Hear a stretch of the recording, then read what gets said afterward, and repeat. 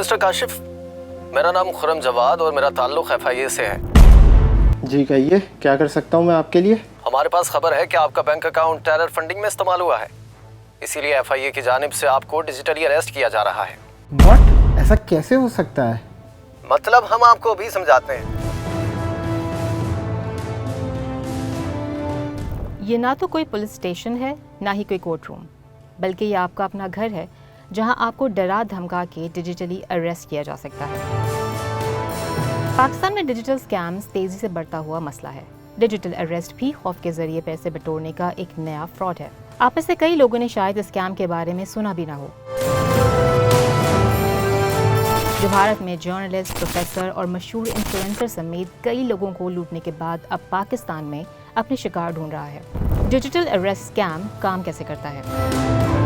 सबसे पहले आपको फ़ोन या व्हाट्सएप पर ऑडियो या वीडियो कॉल मौसूल होगी। फ़ोन पर मौजूद शख्स खुद को किसी लॉ इन्फोर्समेंट एजेंसी का नुमाइंदा जाहिर करेगा और फिर शुरू होगी आपकी एक लंबी सो कॉल इन्वेस्टिगेशन, जो कई घंटों और कभी कभी कई दिनों तक भी जारी रह सकती है। You're going to get a call and someone claiming to be either from FIA or from banking circle or from police or from some agency, and they're going to tell you that we have these details of you. For example, this is your name, this is your address, this is your NIC, this is your cell phone number, and because you've been digitally arrested now, you need to transfer money to us. B, we're going to keep you under digital detention till the resolution of this matter.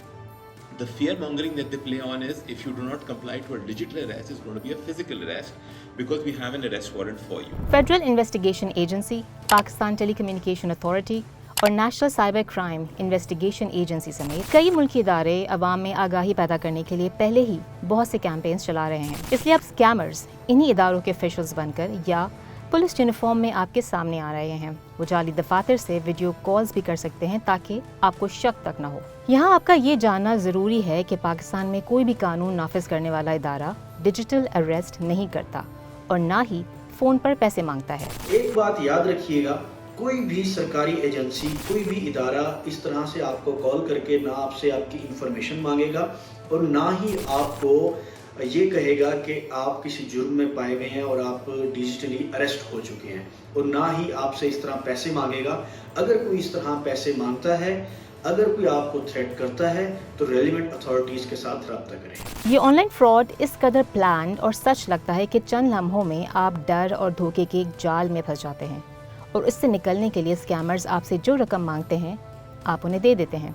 The way it works is very convincing on the phone itself because what you're hearing in the background is noises of wireless sets at the back.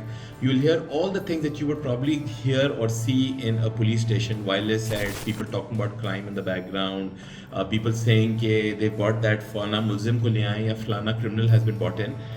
So what that essentially does is it puts you under this pressure to comply. ये scammers बड़ी चालाकी से आपको track करते हैं और ज़ाती मालूमात इकट्ठा करते हैं, यहाँ तक कि इन कॉल्स के दौरान आपका दिमाग ही काम करना छोड़ देता है और आपको ये यकीन हो जाता है कि आप वाकई खतरे में हैं। NCCIA ऑफिशियल्स के मुताबिक बहुत से मुतासरीन धोखाधड़ी के तरीक़ेकार से वाकिफ नहीं होते, इसीलिए वो आसानी से इनका शिकार हो जाते हैं। इसके अलावा मुतासरीन शर्म, खौफ या एतमाद की कमी की वजह से भी रिपोर्ट करने में हिचकिचाते हैं। Arrest scam is happening is there's usually a leakage of some sort of information either on the dark web or some sort of information of yours. Either the courier has taken your bank statement or someone somewhere or someone in the bank has leaked some information about you, which becomes the bait to grab you and take you in. आज के digital दौर में जहां हर चीज़ online हो चुकी है, वहां ज़ाती मालूमात जैसे कि आपका शनाख्ती कार्ड नंबर, मोबाइल नंबर या अपने पिन कोड की हिफाजत पहले से कहीं ज़्यादा ज़रूरी हो गई है। अगर उसको डिजिटली थ्रेट किया जा रहा है तो NCCIA के साथ रब्ता करें। अब NCCIA के साथ रब्ता करने के 3 तरीके हैं।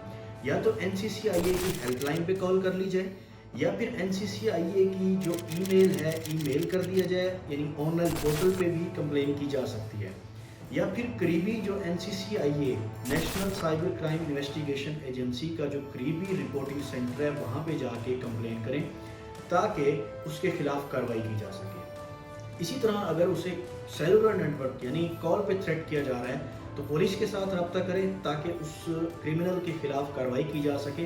कभी भी अपनी ज़ाती या बैंकिंग तफसीलात कॉल या व्हाट्सएप पर शेयर न करें। NCCIA ऑफिशियल्स के मुताबिक जब रकम मुंतकिल हो जाती है तो रकम की वापसी मुश्किल है, इसीलिए हमेशा कॉल करने वाले की शनाख्त को सरकारी ज़राए से तस्दीक करें। फ़ोन पर किसी शख्स पर भरोसा करके उसे पैसे भेजने से पहले अपनी फैमिली और दोस्तों से मशवरा करें। In case you do get this call, tell them, please send me the arrest warrant. If there's an arrest warrant out there, the law in this country isn't that they're just going to come and arrest you. You have a chance to go before a judge. You have a chance to apply for a bail. There are bailable cases. There are bailable offences and non-bailable offences. Depending on the nature of offence that someone says to you, you can contact a lawyer. It's not as if there's an arrest warrant out, but hey, if you comply with me right now, this arrest warrant goes away. I can digitally arrest you. That's not how it unfortunately works. आप चाहे कितने ही समझदार क्यों ना हो, आप digital arrest जैसे किसी भी स्कैम का शिकार हो सकते हैं।